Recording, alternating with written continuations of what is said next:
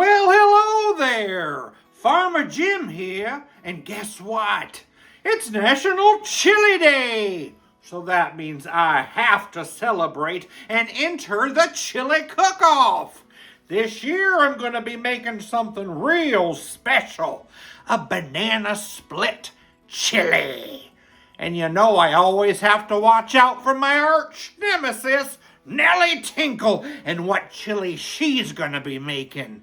I've heard through the grapevine she's making a Lucky Charms chili. I think I can beat hers. Let's try it. Grab yourself a pot. I need to start by browning a pound of beef. Next is a can of chili beans in the sauce.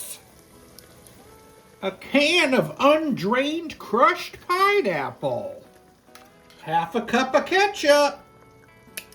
A quarter cup of grape jelly. Ho-ho! Tablespoon of yellow mustard. Teaspoon of cinnamon. Half a teaspoon of clove. A little black pepper to taste. And the star of the show is 2 bananas that I'm going to slice right in there.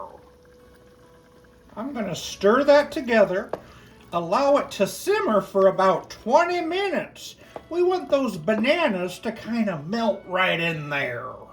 It certainly has a nice sweet smell to it.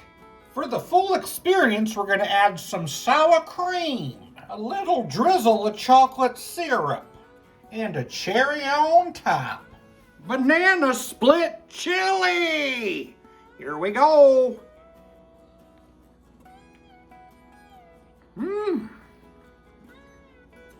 It has a wonderful sweetness.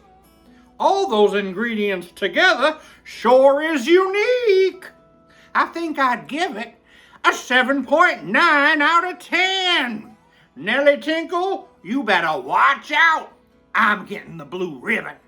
What do you call an insect with a perm?